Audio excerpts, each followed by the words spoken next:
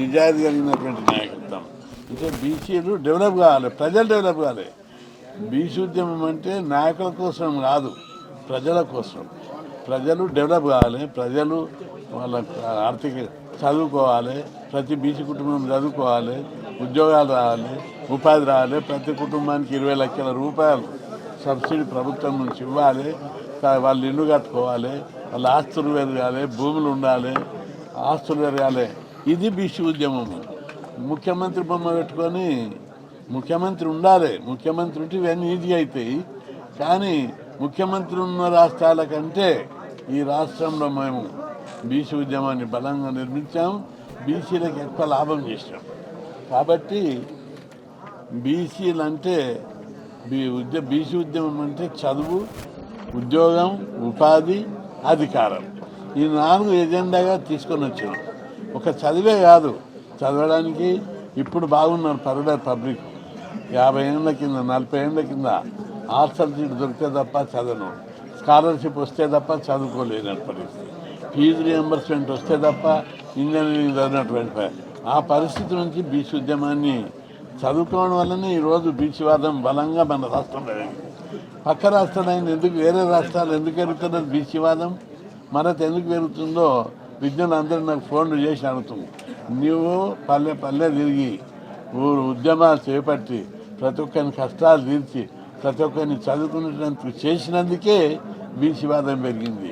మరి అక్కడ ఏపీలో కానీ, కర్ణాటకలో కానీ, లేదా తమిళనాడు, లేకపోతే మధ్యప్రదేశ్, ఛత్తీస్గఢ్, ఒరిస్సాలో బీసీలు బాల కార్మికులు ఉన్నారు.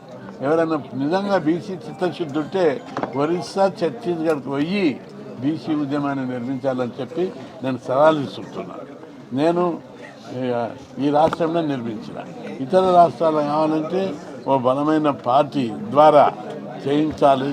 ప్రధానమంత్రి బీసీ వర్గానికి చెందినవాడు, ఆయన ద్వారానే దేశవ్యాప్తంగా బీసీలు చదువుకోవాలి, ఉద్యోగం చేయాలి, ఉపాధి పొందాలి. వాళ్ళ శక్తియుక్తులు భారతదేశాన్ని అగ్రదేశంగా తీర్చిదిద్దడానికి వాళ్ళ యొక్క శక్తి రూపాంతరం చెందించాలనేటువంటి ఒక ఎజెండా, ఒక విజన్ తోటే పోరాడుతున్నాం. కాబట్టి బీసీలందరూ కూడా ఈ ఉద్యమాన్ని, భరత్ నాయకత్వంలో ఉద్యమాన్ని బలోపేతం చేయాలి. ప్రధానమంత్రి నరేంద్ర మోడీ స్వయాన బీసీ, ఏది ప్రజలు కొట్లాడుతున్నారు. ఇప్పుడు మొన్న ఎమ్మెల్సీ ఎన్నికలు జరిగినాయి. ఎమ్మెల్సీ ఎన్నికలు ఏమిటి ఇచ్చారు? యూత్, విద్యావంతులైన టీచర్లు బీసీకి, బీజేపీ బీసీకి, ఇతర బీసీలకు ఒప్పుకోలేదు. బీజేపీ బలపరిచిన బీసీలందరినీ వాళ్ళు ఎన్నుకున్నారు. ఆ ట్రెండ్ స్టార్ట్ అయింది. వచ్చేది బీసీల రాజ్యం. బీజేపీ వచ్చే ఎన్నికల లోపల బీజేపీ అధికారంలోకి వస్తుంది. తప్పనిసరి బీసీల బతుకులు నరేంద్ర మోడీ నాయకత్వం లోపల, బీజేపీ స్వచ్ఛమైన అవినీతికి తావులేని పాలన లోపల బీసీ కుటుంబాలన్నీ అభివృద్ధి చెందుతాయి. అందరూ కాంగ్రెస్ పాలించి వాళ్ళ రాజ్యం చూసారు, బీఆర్ఎస్ పరిపాలించింది 10 వాళ్ళని చూసారు, గతంలో అనేక మంది పరిపాలనను చూసారు. ఇప్పుడు బీజేపీ పాలన అవినీతి లేని పాలన, స్వచ్ఛమైన పాలన. నరేంద్ర మోడీ, ప్రజలందరూ నరేంద్ర మోడీని గుర్తించారు. అవినీతికి తావులేనటువంటి ఒక సమాజాన్ని నిర్మించడానికి ఆయన కృషి చేస్తున్నాడు. కాబట్టి ఆయనకు ఒక అవకాశం కల్పించాలని తెలంగాణ ప్రజలు డిసైడ్ అయి ఉన్నారు. కాబట్టి దాన్ని ఎవరు మార్చలేరు. టీచర్ ఎన్నికలే మనకు కనిపిస్తున్నాయి. అదేవిధంగా ప్రతి ఒక్క కుటుంబం కూడా బీజేపీ రూల్ ఏంటిది? ప్రతి కుటుంబం సబ్కా సాత్ సబ్కా వికాస్. ప్రతి ఒక్క కుటుంబం డెవలప్ కావాలి, పేదరికం లేనుకుంటుండాలి, నిరుద్యోగం లేకుంటుండాలి, అన్ని రంగాల్లో ప్రజలు అభివృద్ధి చెందాలనేటువంటి ఒక గొప్ప ఆశయంతో ప్రజలు కృతనిశ్చయులైన ఉన్నారు. మంచి రాష్ట్రాన్ని అభివృద్ధి చేయాలి. రాష్ట్రంలో ఫండ్స్ లేవంటారు. అదే బీజేపీ పాలన ఉంటే కేంద్రం నుంచి ఫండ్స్ వస్తాయి, డెవలప్మెంట్ అవుతుంది. ఇక్కడ చూడు, నిన్న పిల్లలందరూ గొడవలు చేశారు.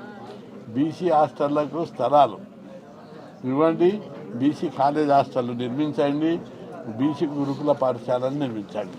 నగరం లోపల 120 బీసీ కాలేజ్ హాస్టళ్ళు ఉన్నాయి, 80 ఎస్సీ హాస్టళ్ళు ఉన్నాయి, 40 ఎస్సీ హాస్టళ్ళు ఉన్నాయి. ఒక్కదానికన్నా సొంత భవనం ఉన్నదా? ప్రభుత్వ ఆఫీసులు అన్నిటికీ భవనాలు ఉన్నాయి. ఒక బీసీ ఎస్సీ హాస్టల్కి ఎందుకు లేవు? వాళ్ళు ఎవరున్నారు? వాళ్ళు ఉన్నోళ్ళంతా చదువుకుంటారు. ఇంజనీరింగ్, మెడిసిన్, ఫార్మసీ, ఇవన్నీ చదివేటోళ్ళు ఉన్నారు. వాళ్ళకు ఒక మంచి రూమ్ కల్పించి మంచి సౌకర్యాలు కల్పిస్తే ఒక గొప్ప ఆఫీసర్ అవుతారు. గతంలో మేము అందరం చదివినప్పుడు మేము గ్రూప్ అని వచ్చింది, బ్యాంక్ ఆఫీసర్లు వచ్చింది, హాస్టల్లో చదువుకున్నాం మేము, మంచి సౌకర్యాలు ఉండే అప్పుడు. ఇప్పుడు ఈ ప్రభుత్వాలంతా పేద కులాలు చదువుకుంటే రాజ్యాధికారం అంటున్నారు కాబట్టి వీళ్ళని ఆ దిశ పోవద్దని చాలని వసతులతోటి సౌకర్యాలు లేకుండా చేసి తొక్కడానికి ప్రయత్నం చేస్తున్నాయి అగ్రకుల ప్రభుత్వాలు. అందుకే తప్పనిసరిగా బీసీలందరూ ఒకవైపు గట్టిగా నిలబడాలి. బీసీ వాదం బలంగా ఉంది. బీసీ ముఖ్యమంత్రి కావాలి, సమర్థుడైన ముఖ్యమంత్రి, ప్రజలకు సేవ చేసే ముఖ్యమంత్రి కావాలి, ప్రజలను అభివృద్ధి పరిచే ముఖ్యమంత్రి కావాలి అని చెప్పి ప్రజలు కోరుకుంటున్నారు. కాబట్టి వచ్చేది బీసీల రాజ్యం, బీజేపీ రాజ్యం. ఈసారి తప్పనిసరి ఆ దిశగా ప్రజలు డిసైడ్ అయి ఉన్నారు. కాబట్టి మన బీసీ వాదాన్ని మరింత బలోపేతం చేయడానికి బీసీలు పోవాలి. భరత్ సమర్థుడైన నాయకుడు, ఉత్సాహవంతుడు, అన్ని అవకాశాలు కలిగినటువంటి నాయకుడు. ఈయన జిల్లా తిరిగి నియోజకవర్గాల వారికి తిరిగి బలమైన బీసీ ఉద్యమం నిర్మిస్తారని ఆశాభావం వ్యక్తం చేస్తున్నా. మోడీ కలలు కన్న భారతదేశాన్ని అగ్రదేశంగా తీర్చిదిద్దాలని ఏ ఆశయంతో అయితే దూసుకుపోతున్నాం. ఒకప్పుడు భారతదేశము ప్రపంచం లోపల పేద దేశం. ఓ 50 ఏళ్ళ 40 ఏళ్ళకు వండి అమెరికా నుంచి గోధుమలు వచ్చేది, గోధుమ రవ్వ వచ్చేది, ఇంకా వేరే దేశాల నుంచి బియ్యం వచ్చేది, బర్మా నుంచి, ఇంకా వేరే వేరే దేశాలకి అప్పులు వచ్చేది. ఇప్పుడు భారతదేశమే ప్రపంచ దేశాలకు, అమెరికాకు బియ్యం పంపుతుంది, అనేక దేశాలకు ఫుడ్ గ్రెయిన్స్ పంపుతుంది, అనేక దేశాల శ్రీలంక మన కరువు కాటకాలు, పాకిస్తాన్లో చాలా కష్టాలు ఉంటే, బంగ్లాదేశ్ కష్టాలు ఉంటే భారతదేశమే ఆదుకున్నది ఆ దేశాలను. ఆ స్థాయికి వెళ్ళింది. ఇప్పుడు ప్రపంచం లోపల అమెరికా, రష్యా, జపాన్, ఇట్లా అగ్రదేశాలు, చైనా అనుకుంటున్న 4 దేశాల పక్కన భారతదేశం ఉంది.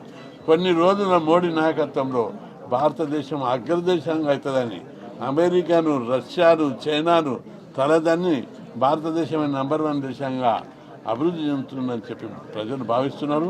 అందుకే మోడీ నాయకత్వాన్ని ప్రజలందరూ నిరాధనం పడుతున్నారు. గుడ్డిగా ఓట్టేయాలి మోడీకి అని అనుకుంటున్నారు. ఆయనకు ఇల్లు లేదు, సంసారం లేదు, ఊరు లేదు, ఆస్తి లేదు. భారతదేశ ప్రజలే ఆయన కుటుంబం. అంత గొప్ప మహానుభావుడు, అంత గొప్ప త్యాగ పురుషుడు మన భారతదేశానికి ప్రధానిగా రావడం అదృష్టం. అందుకే ప్రజలందరూ దృఢంగా నిర్ణయించుకున్నారు. అవి టీచర్ ఎన్నికల, ఎమ్మెల్సీ, గ్రాడ్యుయేట్స్ ఎన్నికలలో కనిపించింది మనకు. ఇదే ట్రెండు చివరి దాకుంటుంది, ఇంకా పెరుగుతుంది. అన్ని పార్టీలు వాష అవుతాయేటటువంటి తుఫాను ఒకటి వీస్తుందని చెప్పి ఆశిస్తూ, బీసీల రాజ్యం వస్తుందని చెప్పి ఆశిస్తూ సెలవు తీసుకుంటాను. అందరికీ నమస్కారం. ఈరోజు గవల భరత్ కుమార్ అనే నాకు తెలంగాణ బీసీ సంఘం రాష్ట్ర అధ్యక్షునిగా నియమించి ఈ సువర్ణ అవకాశం కల్పించిన బడుగు బలహీన వర్గాల ఆశాజ్యోతి రాజ్యసభ సభ్యులు గౌరవనీయులు శ్రీ టైగర్ ఆర్ కృష్ణ గారికి నా పాదాభివందనం తెలియజేసుకుంటున్నాను. ఏదైతే ఆర్ కృష్ణ గారు నా మీద నమ్మకం పెట్టుకొని ఈ ఇంత పెద్ద బాధ్యత నాకు అప్పచెప్పినప్పుడు నేను దానికి తగ్గట్టే కమిట్మెంట్గా నేను ఆ బాధ్యతను ఫుల్ఫిల్ చేసుకుంటానని గ్రామ స్థాయి నుంచి రాష్ట్ర స్థాయి వరకు ఓన్లీ 3-4 కులాలకే కాకుండా ప్రాతినిధ్యం 139 కులాల నుంచి అందరికీ అందులో ప్రాతినిధ్యం కల్పిస్తానని చెప్పి ప్రతి జిల్లా తిరుగుతామని, ప్రతి మండలం తిరుగుతామని చెప్పి, జిల్లా వారీగా కమిటీలు చాలా పటిష్టంగా చేస్తామని చెప్పి, ఏదైతే నేను యువజన సంఘం జాతీయ అధ్యక్షుడిగా ఉన్నప్పుడు న్యాయయాత్ర, మేధోబంధన సదస్సులు, సమావేశాలు ఎన్నో నిర్వహించి సక్సెస్ఫుల్గా బీసీ వాదాన్ని ముందుకు తీసుకెళ్ళినాం. సేమ్ అదేవిధంగా బీసీ సంఘం రాష్ట్ర అధ్యక్షునిగా ఇప్పుడు యువజన సంఘాలు, విద్యార్థి సంఘాలు, మహిళా సంఘాలు అన్ని సంఘాలని కలుపుకోలుగా ముందుకెళ్ళి మేము రాజ్యాధికారం దిశగానే ముందుకెళ్ళి నెక్స్ట్ వచ్చే ఎలక్షన్స్లో బీసీ సీఎం అయ్యేంత వరకు అవిశ్రాంతంగా మేము పోరాడతామని చెప్పి తెలియజేస్తున్నాను, హామీ కూడా ఇస్తున్నాను. అలాగే బీసీలకు ఓన్లీ రాజ్యాధికారం రావాలంటే వాళ్ళకి ఫైనాన్షియల్ అసిస్టెన్స్ కూడా ఉండాలి. సో దానికి తగ్గట్టు మేము చర్యలు అన్న చెప్పినట్టు ప్రతి జిల్లాలో skill centres, MSME schemes, youth enterprising programmes, youth employment programmes, ప్రతి ఒక్క బీసీకి నెలకు ₹1,00,000 ఎలా చేకూరాలనేది మల్టీనేషనల్ కంపెనీస్ని తెలంగాణకు తెచ్చి వాళ్ళందరితోటి మేము టైఅప్ అయి వీళ్ళందరికీ ఫైనాన్షియల్ గ్రోత్ పెంచేలా చూస్తాం. ఎందుకంటే ఏదైతే 50% పైగా ఉన్న బీసీలకు ఇప్పుడున్న గవర్నమెంట్ కానీ ముందున్న గవర్నమెంట్ కానీ 9,000 కోట్లు 8,000 కోట్లు కేటాయిస్తుంది. 2 లక్షల కోట్లలో మన వాటా 1,00,000 కోట్లు. 1,00,000 కోట్లు తీసుకునేదాకా సాధిస్తాం, అది మన హక్కు. చట్టసభల్లో 50% రిజర్వేషన్ల గురించి మేము ఢిల్లీలో చేసిన పోరాటాలు ఆర్ కృష్ణన్న నేతృత్వంలో ప్రధానమంత్రి గారికి చట్టసభల్లో 50% రిజర్వేషన్ల ఆవశ్యకతను కూడా ఆయనకు అర్థమయ్యేలా చేశాము. ఈ నెక్స్ట్ సెషన్లో ఐపీఎల్కి మేము అందులో పార్లమెంట్లో బిల్లు పెట్టించే ప్రయత్నం కూడా చేస్తాము. ఆర్ కృష్ణ నేతృత్వంలో బడ్జెట్లో కూడా బీసీలకు, బీసీ మహిళలకు సబ్ కోటా గురించి కూడా ఈ నెలలో మేము అన్ని ప్రోగ్రామ్స్ కండక్ట్ చేస్తున్నాము. ఢిల్లీలో 12-13 తారీఖుల్లో మేము ఆల్రెడీ సమావేశం ఏర్పాటు చేశాము. అదేవిధంగా 5-6 సమావేశాలు ఢిల్లీ కేంద్రంగా చేస్తున్నాము. దానికి కేంద్ర మంత్రులు మరికొంతమంది ఎంపీలు అందరూ విచ్చేస్తున్నారు. ప్రధానమంత్రి గారిని కూడా మళ్ళీ కలిసి బీసీ సంఘాల ఆవశ్యకతను గురించి మేము ఆయనకు విన్నవించుకుంటాం. ఆయన కూడా ఒక బీసీ కాబట్టి బీజేపీ పార్టీ బీసీలకు సపోర్ట్ చేస్తుంది, బీసీ సీఎంని చేస్తుందని ఆశిస్తూ మేము అందరము సెలవు తీసుకుంటాం. జై బీసీ. షేర్ చేయుర్రి, లైక్ చేయుర్రి, సబ్స్క్రైబ్ చేయుర్రి, మర్చిపోకుండా గంట సింబల్ అయితే ఒత్తురులా.